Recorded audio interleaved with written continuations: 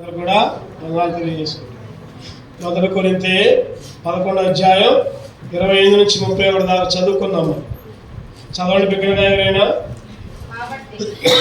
కాబట్టి ప్రతి మనుష్యుడు తని తాను పరీక్షించుకోవలను. అలాగూ చేసి ఆ రొట్టెలు తిని ఆ పాత్రలను త్రాగవలను. ప్రభు శరీరమని వేచింపక తినే త్రాగువాడు తనకు శిక్షావిధి కలుగుటకే తిని త్రాగుచున్నాడు. ఇందువలనే మీరు అనేకులు బలహీనుల్ని రోగులై ఉన్నారు, చాలా మంది నిద్రించుచున్నారు. అయితే మనల్ని మనమే విమర్శించుకునే తీర్పు పొందక మనం చదువుకున్నాం. పరిశీలించుకోవాలి, సరి చేసుకోవాలి, యోగ్యంగా మనలో చేయవేయాలి. ఈరోజు మన ధ్యానాంశం ఏంటంటే మత్తయి సువార్త 2వ అధ్యాయం 5వ వచనం ప్రకారం చెప్పండి, ఏంటిది మన ధ్యానాంశం? బెత్లెహేము. బెత్లెహేము అనుభవంలో ఆరాధించాం. బెత్లెహేము అంట స్వల్ప గ్రామమే. మిగతా 5:2లో స్వల్ప గ్రామమే, కానీ ఏమాత్రం కూడా అల్పమైన గ్రామం కాదు అని మత్తయి సువార్త 2వ అధ్యాయం 5వ వచనంలో చదువుకున్నాం. ఈ బెత్లెహేము అనుభవంలో బెత్లెహేము ఏ పాఠం నేర్పింది మనకి? ఆయన బలలో చేసినప్పుడు బెత్లెహేము అనుభవంలో మనం నేర్చుకోవాల్సిన, మనం జ్ఞాపకం చేసుకోవాల్సిన అంశాలు ఏంటి? క్లుప్తంగా కొన్ని విషయాలు మనం సమయానుకూలంగా ధ్యానించుకుందాం. బెత్లెహేము ద్వారా ఏం జ్ఞాపకం చేసిందంటే బెత్లెహేము చూద్దామండి. మొదటిగా మత్తయి సువార్త 2వ అధ్యాయం 8వ వచనం. మత్తయి సువార్త 2:8. మీరు వెళ్ళి ఆ శిశువు విషయమై జాగ్రత్తగా విచారించి తెలుసుకొనగానే నేను వచ్చి ఆయనను పూజించినట్లు నాకు వర్తమానం తిండని చెప్పి వారిని బెత్లెహేమునకు పంపెను. ఎవరన్నారు ఈ మాట? హేరోదు రాజు. ఎవరితో అన్నాడు? జ్ఞానులతో. తూర్పు దేశపు జ్ఞానులు అనుకున్నారు కదా. ఆ చుక్కనే వెంబడించారు, నడుచుకుంటూ వచ్చారు. వాళ్ళకి ఆ జ్ఞానులు కాబట్టి ఆ జ్ఞానులకి విషయం తెలిసింది.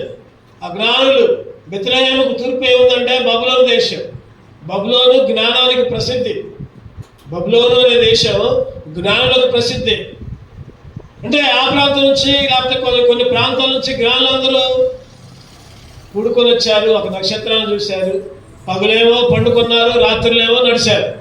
ఎందుకని చెప్పండి? పగులేమో పండుకున్నారు, పగులు సుఖ కనపడదుగా, అందుకని రెస్ట్ తీసుకున్నారు. ఎక్కడే పోవాలో తెలియదు, ఏ దారిని పోవాలో తెలియదు, అందుకని పగులు పడుకున్నారు. రాత్రి కాగానే సుఖ కనపడుతుంది నక్షత్రం ఎటుంటే పోయారు. ఊరికి పోయారు, ఆ ఊరిలోకి పోయారు. రాజుగారికి తెలిసి ఉంటుంది అని రాజుగారి దగ్గరికి పోతే రాజుగారు ఏమన్నాడు? మీరు పోయి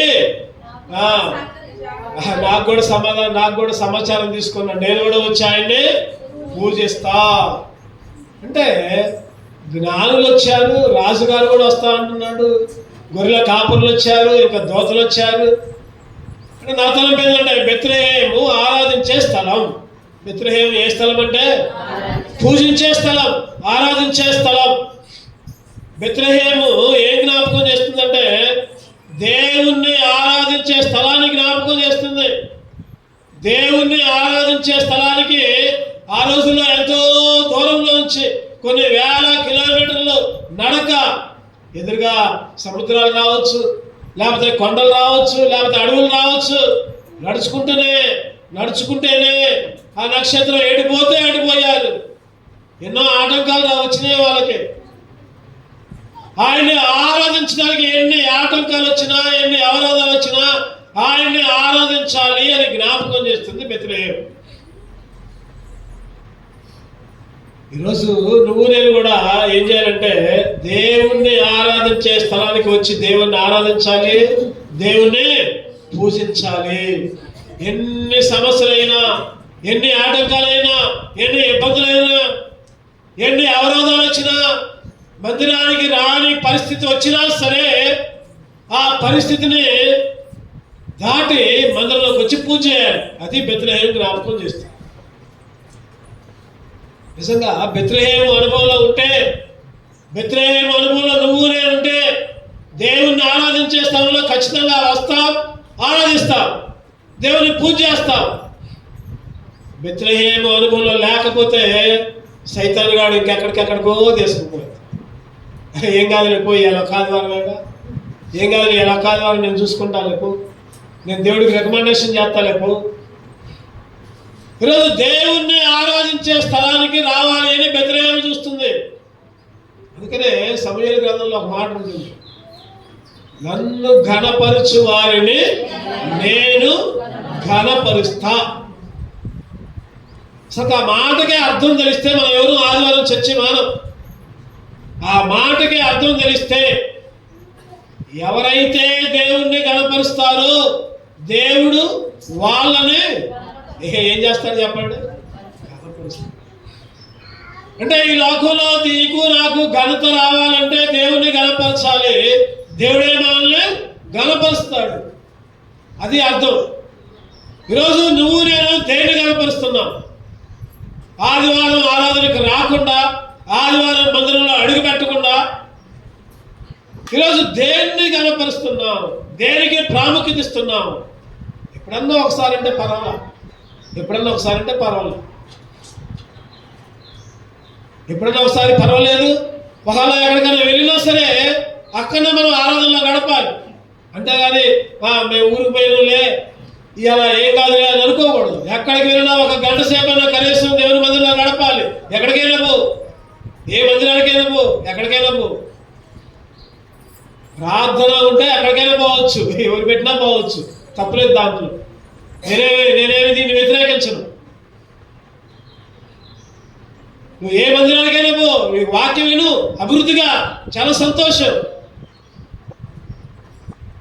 అంతేగాని నీ సొంత మందిరంలో కూటాలుంటే ఇయ్యకుంటే అక్కడికి పోమాకు. నీ సహవాసంలో కూడికుంటే ఇయ్యకుంటే అటు పోమాకు. ఈరోజు దేవుణ్ణి ఆరాధించే స్థలంలో, దేవుణ్ణి పూజించే స్థలంలో ఈరోజు ఆ రోజు జ్ఞానులు ఆరాధించారు. రాజు కూడా మరి పైకి చెప్పిండో లోపలికి చెప్పిండో, అసలు లోపలంతా వేరే. మీరు పోయి రండి, నేను కూడా పోతా, పూజ చేస్తాను పైకి అన్నాడు. లోపలైతే అనుకున్నాడంటే ఆయన అట్టాకు నేను చంపుతా, తర్వాత మీరు పోయి నాకు అడ్రస్ చెప్పండి అని లోపల అర్థం. సరే, ఎట్లయితే దేవుణ్ణి ఘనపరచాలి. ఈ రోజుల్లో మనం కూడా ఏం చేయాలంటే దేవుణ్ణి ఘనపరచాలి. దేవుణ్ణి ఘనపరిస్తే దేవుడు వాళ్ళని ఘనపరుస్తాడు. అంతే, ఇక అదంతే మాట. నన్ను చదవండి ఆ మాట. 1 సమూయేలు 2వ అధ్యాయం 39వ వచనం. ఆ మాట 1 సమూయేలు 2వ అధ్యాయం 1 సమూయేలు 2:39 లేదా అక్కడ 30 చివరి భాగం, 30 చివరి భాగం, చివరి భాగం. కావున యెహోవాకు ఏదనగా నన్ను గణపరచు వారిని నేను గణపరచుదును, నన్ను తృణీకరించు వారు తృణీకారముందురు. ఎవరైతే దేవుని మందిరాన్ని తృణీకరిస్తారో వాళ్ళని దేవుడు కూడా తీసి పక్కన పెడతాడు. ఏం చేస్తాడు దేవుడు చెప్పండి? పక్కన పెడతాడు. మనం కనుక కూరగాయలు కొనుక్కునేటప్పుడు ఏరుకొని ఒకటేమో బుట్టలో వేసుకుంటాం, ఒకటేమో పక్కన పెడతాం. బుట్టలో వేసుకున్నా ఏంటి? కుల్లిపాయ వేసుకుంటామా? కుల్లిపాయ వేసుకుంటాం, మంచి వేసుకుంటాం, మంచి. దేవుడు కూడా ఏరుతాడు, ఆయన కూడా ఏరి పక్కన పెడతాడు. అందుకని అక్కడ రాయబడింది, నన్ను తృణీకరించు వారిని తృణీకరిస్తా, నన్ను ఘనపరచు వారిని ఘనపరుస్తా. జ్ఞానులు లోకస్వార్త 2వ అధ్యాయం 15వ వచనంలో చూస్తే గొల్లలు కూడా పోయి ఆరాధించారంట. గొర్రెల కాపరులు కూడా దేవుని ఆరాధించారు. 20వ వచనం చూస్తే దోత కూడా వచ్చిందని ఉంది అక్కడ. చదవండి అన్నమాట. 15 లోకస్వార్త 2:15. ఆ దోతలు తమ యొద్ద నుండి పరలోకము వెళ్ళిన తర్వాత ఆ గొర్రెల కాపరులు జరిగిన ఈ కార్యమును ప్రభువు మనకి తెలియజేసి ఉన్నాడు. మనము బెత్లెహేములకు వెళ్ళి చూతమునండని ఒకరితో ఒకడు చెప్పుకొనివే. ఒకరితో ఒకటి చెప్పు. 20 వచనంలో కూడా కన్న వాటిని విన్న వాటిని గురించి దేవుని మహిమపరచు, స్తోత్రము చేయొచ్చు. గొర్రెల కాపర్లు ఆరాధించారు, దోతలు ఆరాధించారు, జ్ఞానులు ఆరాధించారు.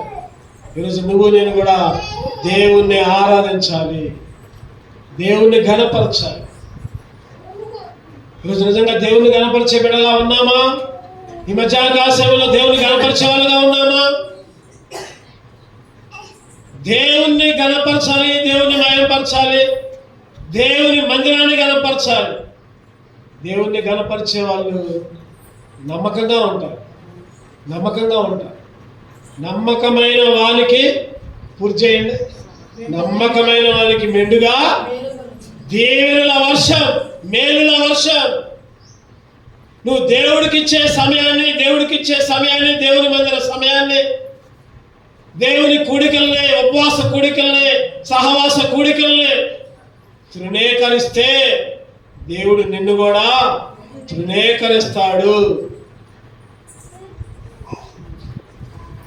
ఈరోజు దేవుని మందిరంలో దేవుని పూజించడానికి వేగిరముగా రావాలి, త్వరపడి రావాలి, పరుగులెత్తుకుంటూ రావాలి. ఈరోజు మొదటగా బెత్లెహేము ఏం జ్ఞాపకం చేస్తుందంటే, ఆరాధించే స్థలం, గణపరిచే స్థలాన్ని పోగొట్టుకోకూడదు. రాబోయే సంవత్సరంలో, నూతన సంవత్సరంలో ఇప్పుడు దాకా అయిపోయింది, నాకు ఇంకో 2 ఆదివారాలే ఉన్నాయి. ఈ ఆదివారం, వచ్చే ఆదివారం క్రిస్మస్ వర్తమానాన్ని ధ్యానం చేస్తాం. క్రిస్మస్ గురించే ధ్యానం చేస్తాం. క్రిస్మస్ రోజు చివరి ఆదివారం ఉంటుంది. ఆ ఆదివారం ఈ సంవత్సరం చేసిన అన్ని పొరపాట్ల గురించి ధ్యానం చేస్తాం. ఒక తీర్మానం తీసుకోవాలి. ఈ 3 ఆదివారాల్లో ఒక తీర్మానం, ప్రభువా రాబోయే నూతన సంవత్సరంలో ఒక్క ఆదివారం కూడా నీ మందిరాన్ని అగ్గొట్టకుండా నాకు కృపయ్యా, నిన్ను గణపరిచే విడుదల నుంచయ్యా. ఒక తీర్మానం తీసుకోవాలి. 2వ వచనండి, మత్తయి సువార్త 2వ అధ్యాయం 1వ వచనం. రాజైన హేరోదు దినములయందు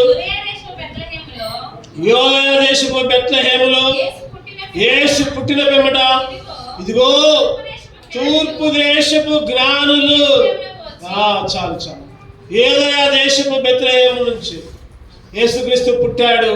తూర్పు దేశపు జ్ఞానులు ఎక్కడో ఉన్నారంటాను. దగ్గర 2000-3000 కిలోమీటర్ల దూరంలో ఉన్నారు. నా అంశం ఏంటంటే, బెత్లెహేము ఏం జ్ఞాపకం చేస్తుందంటే, ఆ అనే అక్షరాలతో చూద్దాం. మొదటిగా ఆరాధించే స్థలం, రెండవదిగా బెత్లెహేము ఏం జ్ఞాపకం చేస్తుందంటే, ఆకర్షించే స్థలం. ఏ స్థలం అది? ఆకర్షణ అంటే అతుక్కొని పోవడం. ఒక అయస్కాంతం ఉందండి, అయస్కాంతం తెచ్చి అక్కడ పెడితే ఆ చుట్టుపక్కల ఇల్లు మీద పెడితే ఏమవుతుంది? వెంటనే అతుక్కొని. ఈ బెత్లెహేము కూడా ఆకర్షించే స్థలం. ఎందుకు ఈ మాట అంటున్నానంటే, ఎక్కడో తూర్పు దేశపు జ్ఞానులుంటే, యేసుక్రీస్తు పుడితే యేసుక్రీస్తుకి ఆకర్షితులై దేన్ని లెక్క చేయకుండా వచ్చారు. వచ్చేటప్పుడు ఏమేమి తెచ్చారు? సాంబ్రాణి, గోళం, బంగారం. గుడ్డి చేతులతో రాలా వాళ్ళు వచ్చేటప్పుడు. మళ్ళీ అరే ఎన్ని 2000-3000 కిలోమీటర్లు నడుచుకుంటూ వచ్చారే, మళ్ళీ ఎన్ని మోసుకుంటూ వచ్చారే. మరి దేవుడు ఎంత ఆకర్షించింది వాళ్ళు. ఈరోజు ఆకర్షించే స్థలం. రాజుని ఆకర్షించారు, గొల్లల్ని ఆకర్షించారు, జ్ఞానుల్ని ఆకర్షించారు. ఈరోజు ఇప్పటికీ కూడా బెత్లెహేముకు టికెట్లు దొరకట్లా. బెత్లెహేముకు టికెట్లు బుక్ చేయాలంటే ఒక 2 నెలల ముందే జాషువా వచ్చి కూర్చోవాలి. విసిరేస్తున్నాం అక్కడ.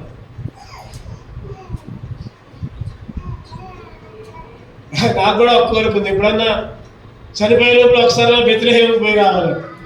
బెత్లెహేములోకి పోయి యేసుక్రీస్తు నడిచిన స్థలంలోకి పోయి యేసుక్రీస్తు నడిచిన మార్గంలో నడవాలని, ఆ సమాధిని చూసి రావాలని కోరిక ఉంది. మరి దేవుడు నెరవేరుస్తాడని నెరవేర్చు. ఈరోజు అందరికీ ఉండదు, ఉందా? మీకు కూడా ఉంటుంది, కోరిక ఉంటుంది, కానీ కష్టం.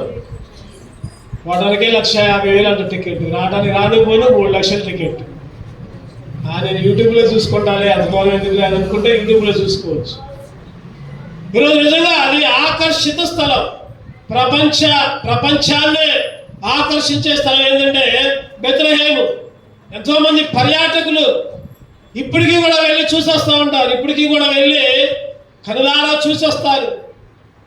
ఆ శిలువ మరణం పొందిన ఆ గొల్గోతా కొండ, ఆ సమాధి, అక్కడున్న ప్రాంతాలు. ఎందుకంటే బెత్లెహేము ఆకర్షించే స్థలం. ఇప్పటికీ ఆ బెత్లెహేము కొరకే ఇప్పుడు యుద్ధాలు జరుగుతున్నాయి. పాలస్తీనా వాళ్ళు మాదంటున్నారు, ఇస్రాయేల్ మాదంటున్నారు, ఈ బెత్లెహేము మాది, ఈ బెత్లెహేము మాదంటున్నారు. దాని కొరకే యుద్ధాలు జరుగుతున్నాయి. ఎందుకంటే దాని ద్వారా ఎంతో ఆదాయం వచ్చింది. దానికి ఒక టికెట్ పెట్టారు. లోపలికి పోవాలంటే ఒక టికెట్, బయటికి రావాలన్నా ఒక టికెట్, అక్కడ లోపల ఉండాలంటే దానికి ఒక ధర, ఎంతో ఆదాయం. ఆ దేశాలు అనుకుంటున్నాయి బెత్లెహేము మా దేశంలో ఉంటే మాకు ఎక్కువ ఆదాయం వచ్చింది అని అనుకుంటున్నాయి. అందుకని దాని కొరకే యుద్ధాలు చేసుకుంటున్నాయి. బెత్లెహేము ఆకర్షించేస్తారు. నా తలంపు ఏంటంటే ఈరోజు నువ్వు నేను కూడా దేవుని అంగీకరించిన బిడ్డగా నువ్వు నేను కూడా ఆకర్షించాలి. చెప్పండి, ఏం చేయాలి మనం? ఆకర్షించాలి. ఎవరైతే దేవుణ్ణి అంగీకరించని వాళ్ళు ఉన్నారో వాళ్ళని ఆకర్షించి దేవుని మందిరానికి నడిపించుకొని రావాలి. ఆకర్షించే గుణం ఉండాలి. లోక ఆకర్షణ కాదు. లోకాకర్షణలు వేరే ఉంటాయి. ఆత్మ ఆకర్షణ కావాలి. ఏ ఆకర్షణ కావాలంటే ఆత్మ ఆకర్షణ. నీ చూపు, నీ నడవడిక, నీ మాట, నీ తలంపు, నువ్వు లేవడం, నువ్వు కూర్చోవడం, నువ్వు నడవడం, అన్నీ కూడా జనాలు చూసి దేవుని బిడ్డలంటే ఇట్లా ఉండాలి అని అనుకోవాలి. అది ఆకర్షణ.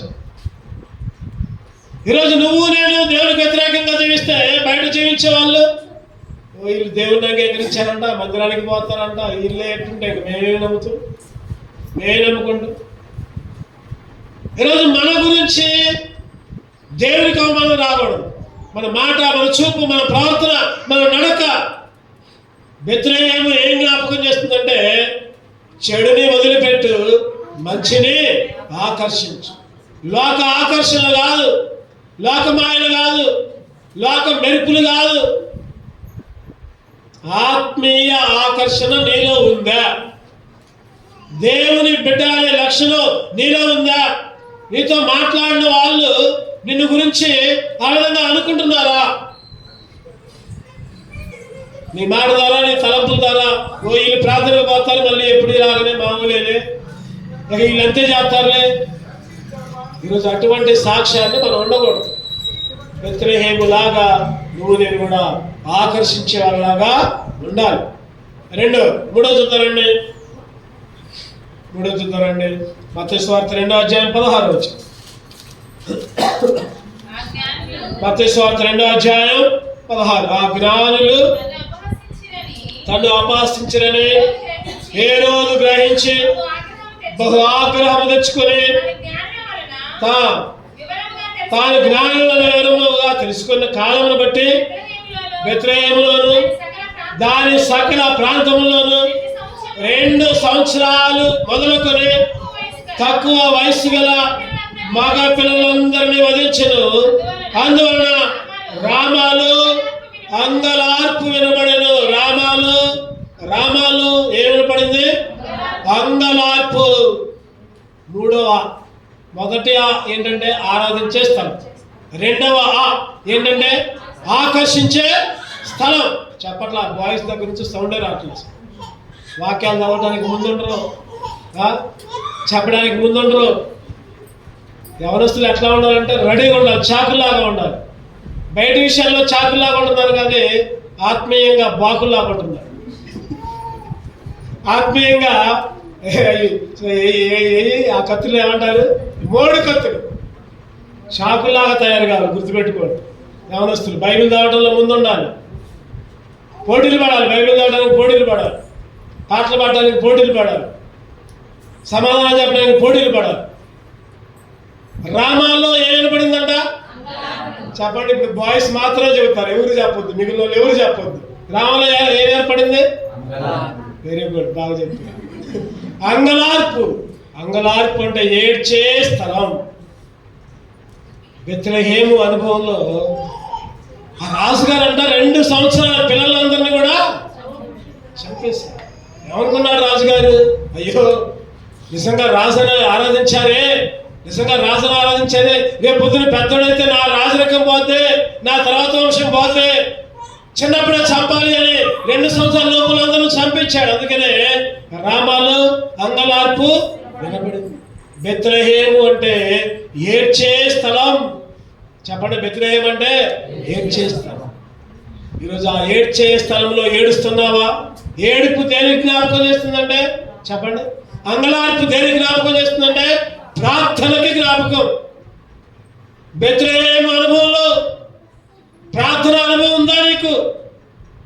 ప్రార్థన అనుభవం ఉందా? అంగలార్చే అనుభవం ఉందా?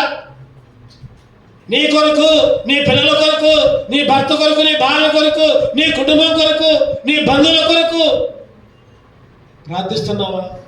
సంఘం కొరకు, సంఘ పరిచర్య కొరకు, సేవకుల కొరకు ప్రార్థిస్తున్నావా?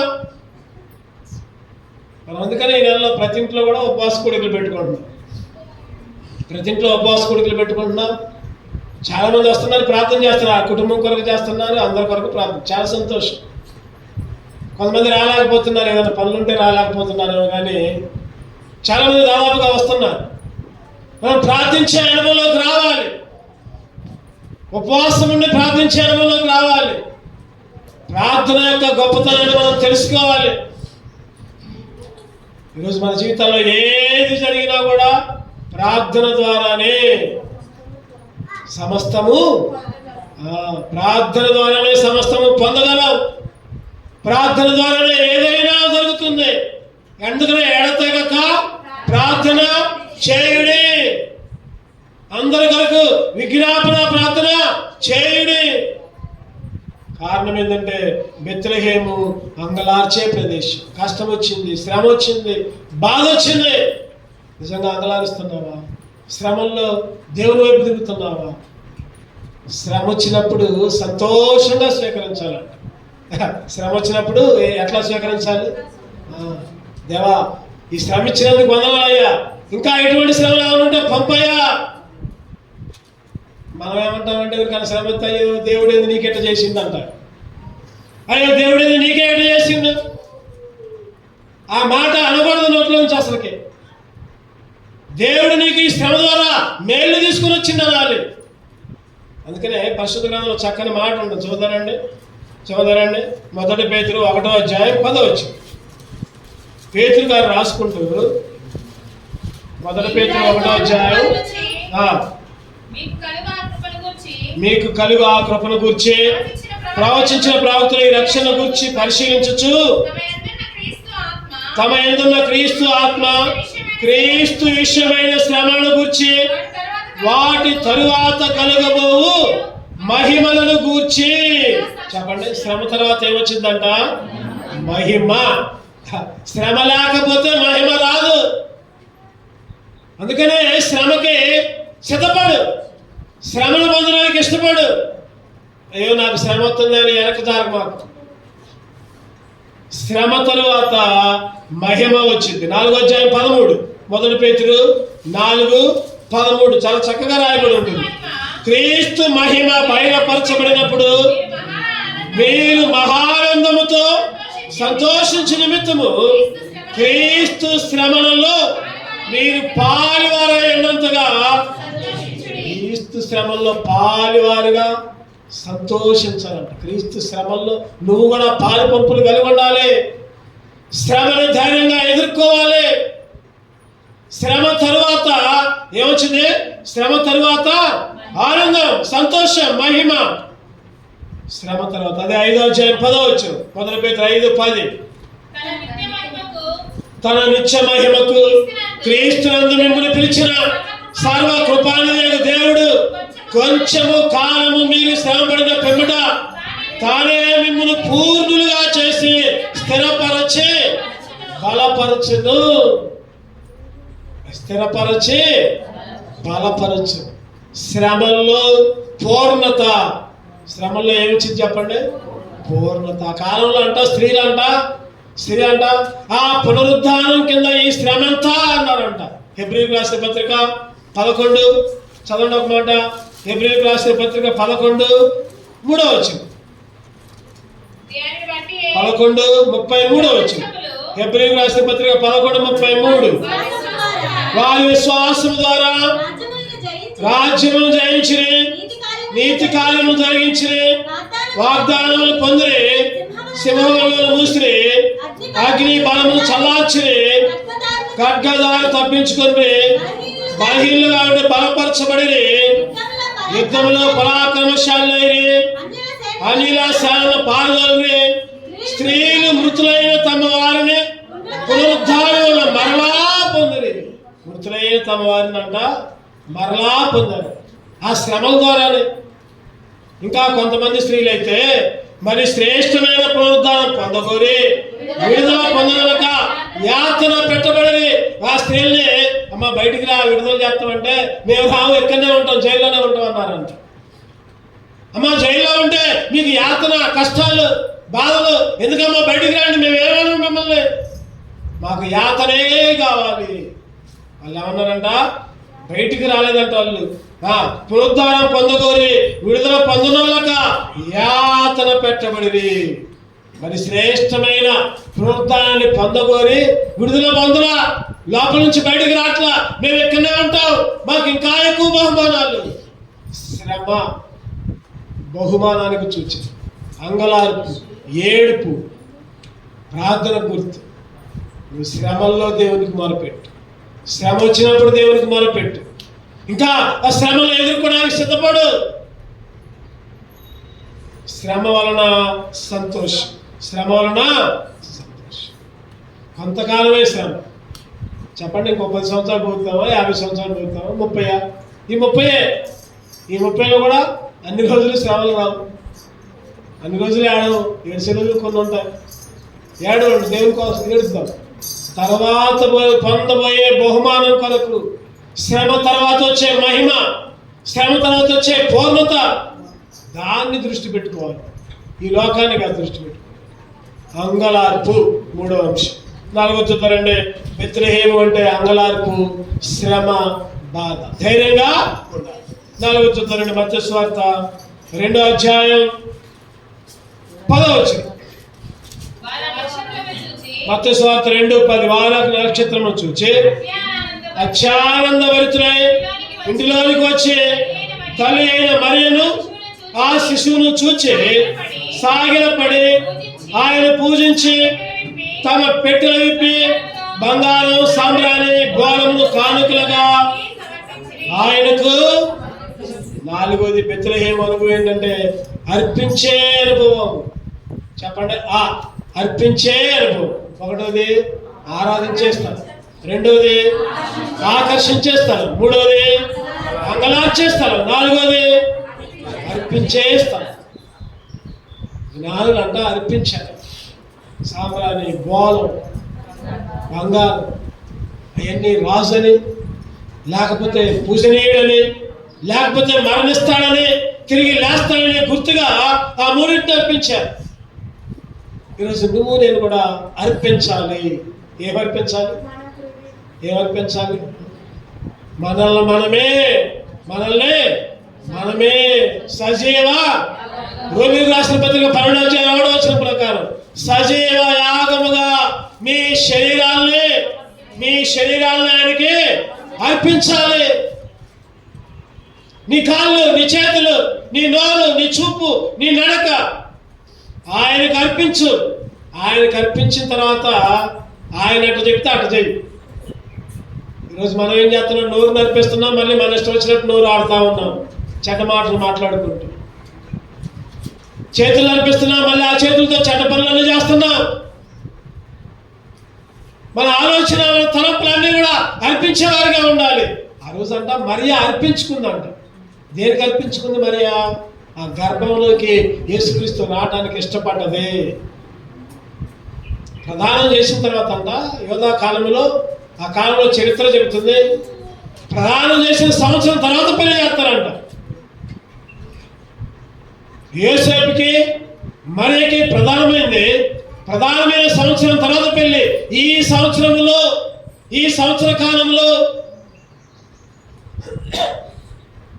పురుషుడు ఏదైనా తప్పు చేసినా, స్త్రీ ఏదైనా తప్పు చేసినా రాళ్లతో కొట్టి చంపటం, అది శిక్ష.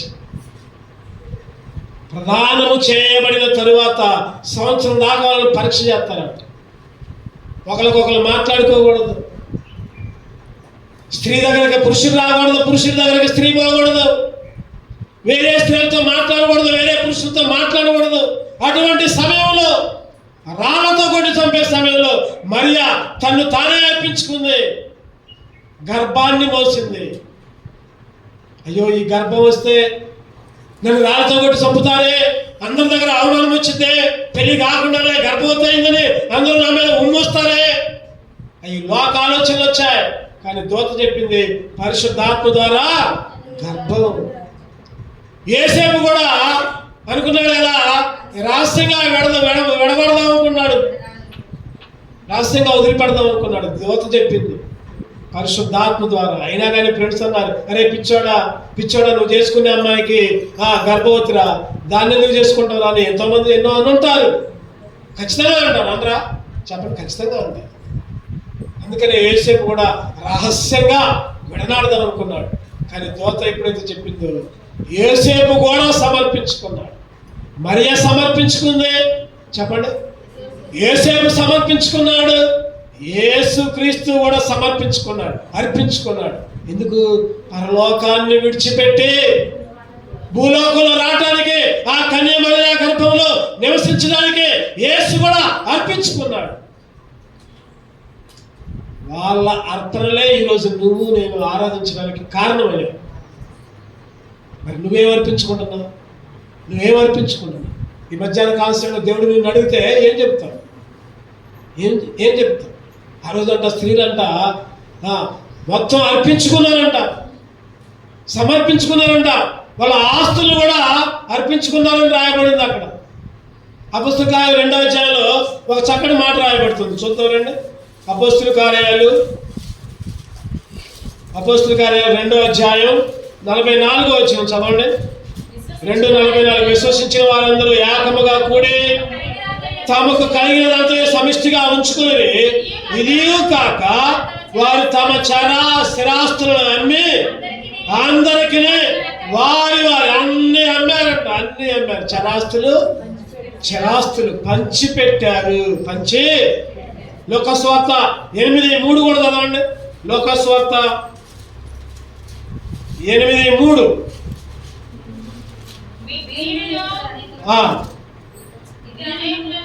ఇతర అనేకులను తమకు కలిగిన ఆస్తితో వారికి ఉపచారము చేయుచు తమకు కలిగిన ఆస్తితో వాళ్ళు సజీవ యాగముగా అర్పించుకున్నారు. వాళ్ళ ఆస్తులు అర్పించుకున్నారు, వాళ్ళ శరీరాలను అర్పించుకున్నారు, వారి బలాన్ని అర్పించుకున్నారు. ఈరోజు నువ్వు నేను ఏమర్పించుకుంటున్నావు? ఒక్కసారి ఆలోచిస్తే, ప్రభు నన్ను నేనే, ఆయన ఏం కోరుకుంటున్నాడంటే నీ ఆస్తి కాదు, నీ అంతస్తు కాదు, లేకపోతే నువ్వు ఇచ్చే డబ్బులు కాదు, నాకు నువ్వే కావాలంటున్నాడు దేవుడు. ఏమన్నాడు చెప్పండి? నీ హృదయం కావాలి, నాకు నీ హృదయాన్ని అర్పించయ్యా, నీ హృదయాన్ని అర్పించమ్మా. మన హృదయాన్ని తప్ప అన్నీ ఇస్తాం. ఈరోజు బెత్లెహేము మనకు దేని ధ్యానం చేస్తుందంటే అర్పణ. దేని ధ్యానం చేస్తుందంటే అర్పణ. మన హృదయాన్ని అర్పించాలి, దేవుడికి ఇవ్వడానికి ముందుకు రావాలి. దేవుడు అంటాడు, మీ గుప్పిడి విప్పితే ఆకాశము పట్టజాలంత దీవెన నీకు ఇస్తా అంటున్నాడు. మనమేమో గుప్పిడెట్నే పట్టుకుంటున్నాం, అసలు గుప్పిడెట్నే పట్టుకుంటున్నాం. కోతులు పట్టుకోవడానికంటే ఒక బోను పెడతారంట ఇసుక లోపలికి బోను పెట్టి ఆ బోన్లో శనగిత్తులు వేస్తారంట. శనగిత్తులు వేస్తే కోతి ఏం చేస్తుందంటే పోయి శనగిత్తులు కనపడేసరికి శనగిత్తులు పట్టుకుంటుందంట. అరే పోయేటప్పుడు సన్నగా ఉంటుందిగా చెయ్యి, లోపలికి పోతుంది. ఆ శనగిత్తులన్నీ పట్టుకొని గుప్పటి నిండా పట్టుకుంటే బయటికి తీస్తే రాట్లా, ఆ చెయ్యి రాట్లా. అయ్యో అంతలోకే వేటగాడు వస్తూ ఉంటాడు కోతులు పట్టుకోవడానికి. ఈ కోత ఏమో విడిపించుకోవాలని చూసింది, అరే ఆ గుప్పిడిప్పితే బయటికి పోవచ్చు, పారిపోవచ్చు. కానీ కోతి మాత్రం ఆ గుప్పిడ అస్సలే పట్ట. వచ్చాడు, పట్టుకున్నాడు, వాళ్ళలో వేసాడు. ఈరోజు మనం కూడా సైతాన్ గాడు గుప్పెట విప్పనియదు. సైతాన్ గాడు గుప్పెటనే, ఎందుకంటే గుప్పెటిప్పితే మరి వాడి వల్ల ఎట్ట పడతాం మనం. సమయాన్ని ఇప్పనియదు, బలాన్ని ఇప్పనియదు, మన దగ్గర ఉన్న ఆస్తిని ఇప్పనియదు, మన హృదయాన్ని ఇప్పనియదు. ఈరోజు నువ్వు నేను కూడా ఆయన కొరకు అర్పించుకునే వాళ్ళముగా, ముఖ్యముగా మన హృదయాన్ని ఆయనకు అర్పించుకునే వాళ్ళముగా బెత్లెహేము జ్ఞాపకం చేస్తుంది. చివరిగా చూద్దాం 5వది, చివరిగా 5వది చూద్దాం. రూతు గ్రంథం 1వ అధ్యాయం 6వ వచనం ముగించుకుందాం ఒక 5 నిమిషాల్లో. రూతు గ్రంథం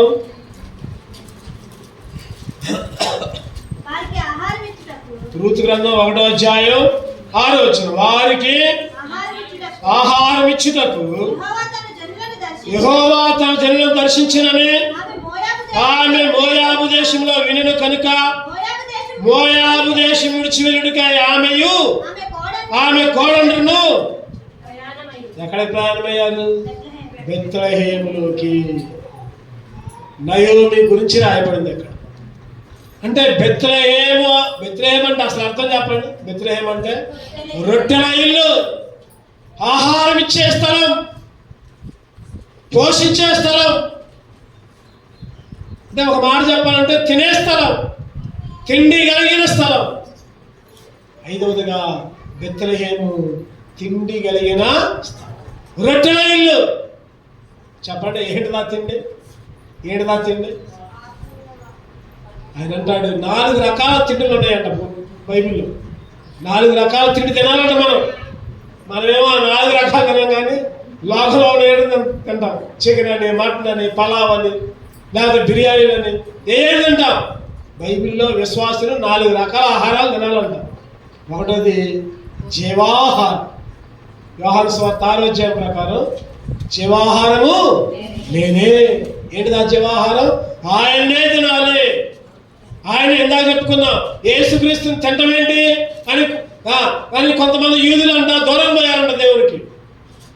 ఆత్మీయత్వం. యేసుక్రీస్తుని తింటమంటే ఆయన శరీరాన్ని, ఆయన రక్తాన్ని రాకడ దాకా గుర్తుపెట్టుకోవాలి. ఆయన నీ కొరకు నా కొరకు మరణించాడని, నీ కొరకు నా కొరకు తన శరీరాన్ని అర్పించాడని, నీ కొరకు నా కొరకు తన విలువైన రక్తాన్ని కార్చాడని యేసుక్రీస్తుని తినే వాళ్ళగా ఉండాలి. చాలామంది మనం ఆదివారం ఆయన రొట్టెలో చేయవేస్తున్నాం, చాలా సంతోషం. ఆయన భుజిస్తున్నాం. రెండవ తిండి ఏంటంటే ఆయన వాక్యాన్ని తినాలి. చెప్పండి, దేని తినాలి? ఆ గ్రంథాన్ని, పరిశుద్ధ గ్రంథాన్ని. ఎహెజ్కేలు 3వ అధ్యాయం చదవండి ఒక మాట. ఎహెజ్కేలు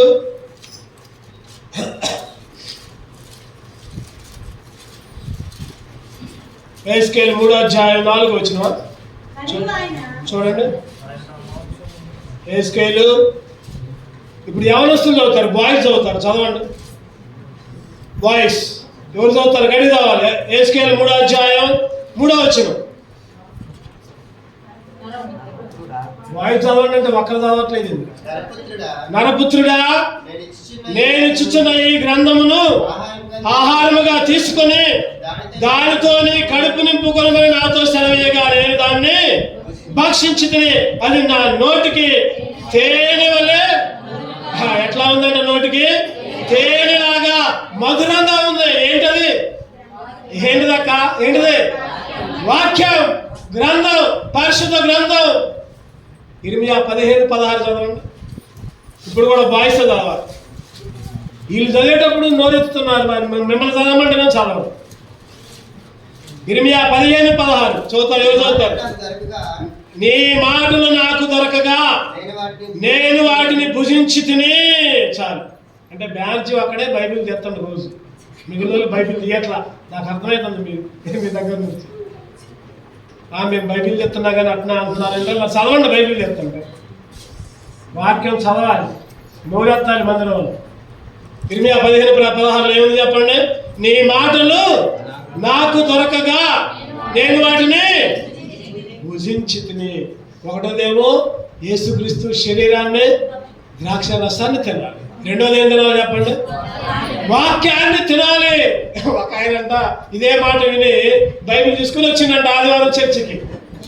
బైబిల్ తీసుకుని వచ్చి ఆ బైబిల్ చూస్తే ఆదికాండం లేదంట. ఆదికాండం లేదంట. ఎక్కడి నుంచి ఉందంట బైబిల్? నిర్గమాకాండం నుంచి ఉందంట. అయ్యగారు అడిగారంట, అరే ఏందబ్బా ఏంది సంగతి, ఏది నీ బైబిల్లో ఆదికాండం లేదేంటంటే, అయ్యగారు నువ్వేగా చెప్పు, అయ్యగారు నువ్వేగా చెప్పును, వాక్యాన్ని తినమన్నావుగా. ఇంక నేను రోజుకు ఒక పేపర్ తింటున్నాను, రోజుకొక పేపర్. ఈ సంవత్సరంలో ఈ బైబిల్ మొత్తం తింటా అన్నాడంట. వాక్యం తింటాం అంటే పేపర్లు తింటాం కాదు. ఆయన వాక్యాన్ని, ఆయన మాటలను గ్రహించుకోవాలి.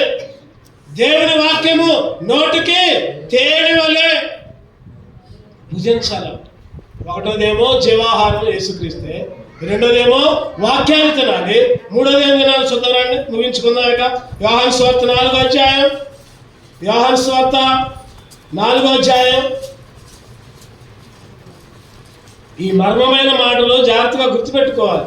ఇప్పుడు నడితో చెప్పేటట్టున్నారు. యోహాను సువార్త 4వ అధ్యాయం 34వ వచనం చదవండి. యేసు వారిని చూచి నన్ను పంపిన వారి చిత్తము నెరవేర్చుటయు ఆయన పని తుదముట్టించుటయు నాకు ఆహారమై ఉన్నది. యేసుక్రీస్తుకి ఆహారం ఏంటి? ఆయన చిత్తం చేయడమే. మూడోది ఏంటంటే, మన ఆహారం ఏం కావాలి, మనం ఏం తినాలంటే చికెన్లో, మటన్లో, బిర్యానీలు కాదు, ఆయన చిత్తాన్ని చేయటమే ఆహారం కావాలి. ఆయన చిత్తమే మన భోజనం కావాలి. అంటే ఆయన చిత్తాన్ని వెంబడించాలి. 4వది కూడా అక్కడనే ఉంది. ఆయన చిత్తం నెరవేర్చుట. ఇంకోటి ఏంటి? ఆయన పని దేవుని పని చేయటమే ఆహారం. 4 రకాల ఆహారాలు బైబిల్లో ఉన్నాయి. బెత్లెహేము రొట్టెల ఇల్లు. బెత్లెహేము ఏమి జ్ఞాపకం చేస్తుందంటే 4 రకాల ఆహారాలు ప్రతిరోజు నువ్వు నేను తినాలి అని జ్ఞాపకం చేస్తుంది. తింటున్నామా? మనం ఈ లోకపు తిండి కొరకు మందిరాల్లో కడతాం. ఈ లోకపు తిండి కొరకు, లోక ఆశల కొరకు దేవుని సన్నిధికే దూరంగా ఉంటున్నాం. ఆయన శరీరాన్ని తినాలి, జీవాహారాన్ని తినాలి మొదటిగా. రెండవదిగా ఆయన వాక్యాన్ని, ఆయన గ్రంథాన్ని తినాలి. యేసుకేలు అన్నట్టు, ఇర్మియా అన్నట్లు వాళ్ళు తిన్నారు, వాళ్ళు భుజించారు, చెప్పారు. నోటికంట తీయగా ఉందంట, వాళ్ళకి మధురంగా ఉందంట. మూడవదిగా యేసుక్రీస్తు చెప్తున్నాడు, ఆయన చిత్తం నెరవేర్చుటే నాకు ఆహారం. 4వదిగా ఆయన పని, దేవుని పని. ఈరోజు దేవుని పని చేయటమే నీకు నాకు ఆహారం. ఈ లోకంలో పనులు చేస్తే మన కడుపు నిండింది, దేవుని పని చేస్తే మన ఆత్మ నిండింది. గుర్తుపెట్టుకో. ఈ లోకంలో పని చేస్తే డబ్బులు వస్తాయి, దానివల్ల మన కడుపు నిండింది, మన కుటుంబం పోషించబడతాం, మంచిదే కాదంటున్నా. దేవుని పని చేస్తే మన కడుపు కాదు, మన ఆత్మ నిండిపోదు. మనం ఏం చేస్తున్నాం అంటే ఆత్మనేమో మాడబెడుతున్నాం, కడుపుకేమో సంతోషాన్ని ఇస్తాం. నువ్వు తినద్దానంటున్నా, దేవుని పని కూడా చేసి నీ ఆత్మను కూడా భోజనంతో నింపు. ఈ మధ్యాహ్న కాల సమయంలో 5 అంతల అనుభవం, 2 కళ్ళు మూసుకుందాం. బెత్లెహేము అనుభవంలో ఈ 5 అంతల అనుభవాలు ఉన్నాయా? ప్రశ్న. 2 కళ్ళు మూసుకుందాం. ఒకసారి మనమే సరి చేసుకుందాం. ఒక్కసారి మనమే సరి చేసుకుందాం. బెత్లెహేము అనుభవంలో 5 అంతల అనుభవాలు. ఆరాధించే స్థలంలో ఉన్నావా? ఆకర్షణగా ఉన్నావా? అంగలార్చే ప్రదేశంలో ప్రార్థన చేసే బిడగా ఉన్నావా? అర్పించానంట, అర్పిస్తున్నావా? చివరగా ఆహారము. ఏంటి నీ ఆహారం ఈరోజు? అన్ని ఆల మీదనే, ఆరాధన, ఆకర్షణ, అంగలార్పు, అర్పించటం, ఆహారం. ఇంకా 5 అంతలను సరి చేసుకో. యోగ్యంగా బలలో చేయి, సరి చేసుకో.